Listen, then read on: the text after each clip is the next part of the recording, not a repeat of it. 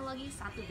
Dan pada kesempatan kali ini saya akan menjelaskan ke kalian beberapa hal penting yang harus kamu ketahui tentang energi dan fotosintesis.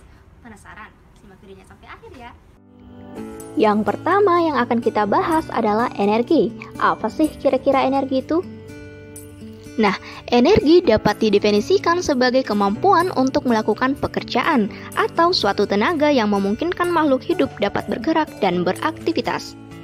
Sedangkan energi alam adalah sesuatu yang dapat dimanfaatkan untuk berbagai kepentingan dan kebutuhan hidup manusia agar hidup lebih sejahtera. Selanjutnya, ada 5 sumber energi terbarukan yang baik untuk digunakan di negara berkembang, khususnya untuk pertanian. Yang pertama ada energi surya.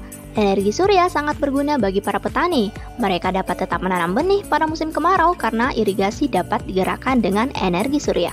Yang kedua ada energi angin. Nah, untuk menggantikan energi surya, energi angin adalah pilihan yang sangat tepat.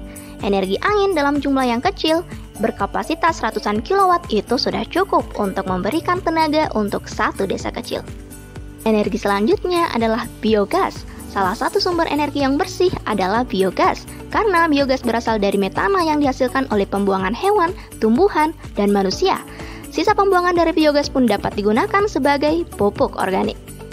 Selanjutnya ada energi air mikro. Berbeda dengan turbin energi air biasa, turbin energi air mikro mengarahkan arus sungai ke pipa yang akhirnya mendorong turbin.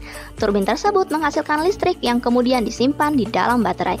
Energi air mikro dapat menghasilkan 18 kW listrik tiap jam dan memberikan keuntungan kepada 1.000 orang. Yang terakhir ada briket biomasa. Briket biomasa terbentuk dari material buangan seperti kulit kentang, kulit pisang, daun kering, dan kertas yang diparut dan ditumbuk bersama-sama menjadi briket bahan bakar yang tahan lebih lama dan lebih bersih dari arang.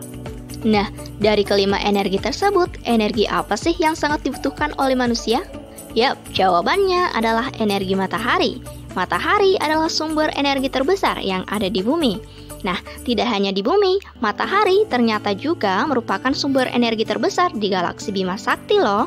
Karena itulah manusia menggunakan panas matahari untuk berbagai keperluan, seperti untuk membangkitkan listrik. Selain itu, matahari juga merupakan sumber pembentukan vitamin D yang merupakan sumber nutrisi bagi manusia.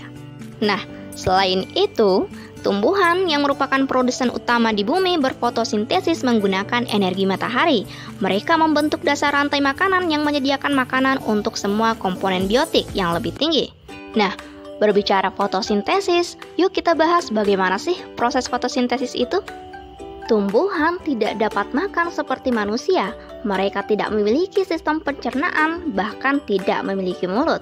Mereka sebenarnya bisa membuat makanannya sendiri dan mendapatkan energi langsung dari lingkungan sekitarnya. Seluruh tumbuhan membutuhkan 3 hal dasar untuk membuat makanan, yaitu air, karbon dioksida, dan energi cahaya matahari. Bagian akar pada tumbuhan membantu memperoleh air dari bawah tanah dan mengirimnya bersama mineral ke batang, daun, dan seluruh bagian tanaman. Karbon dioksida yang tidak lain adalah gas yang kita temukan di udara, kemudian akan masuk ke dalam tumbuhan melalui lubang kecil yang terletak di bagian bawah daun yang kita sebut sebagai stomata. Tumbuhan akan membuat makanan berupa gula dari air dan karbon dioksida yang telah diperolehnya dengan menggunakan mesin khusus yang hanya dimiliki oleh tumbuhan, yakni klorofil. Klorofil dapat menangkap energi dari cahaya matahari dan menggunakannya untuk mengubah air dan karbon dioksida menjadi gula. Proses ini yang kita sebut sebagai fotosintesis, yang diambil dari kata foto yang artinya cahaya dan sintesis yang artinya pembentukan gula. Gula yang dihasilkan dapat digunakan langsung oleh tumbuhan atau disimpan dalam bagian lain, seperti buah yang sering kita konsumsi.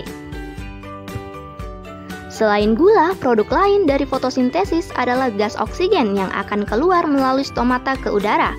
Kemudian kita hirup dan gunakan untuk bernapas. Nah, sekarang kita jadi tahu tumbuhan menggunakan air dan karbon dioksida dari lingkungan untuk membentuk gula dan oksigen yang penting untuk kita. Kita hanya bisa hidup apabila ada tumbuhan makanan yang kita makan dan udara yang kita hirup semuanya diberikan oleh tumbuhan kepada kita. Nah, itulah tadi beberapa penjelasan tentang energi dan fotosintesis yang harus kamu ketahui. Semoga bermanfaat untuk kalian semua. Bye!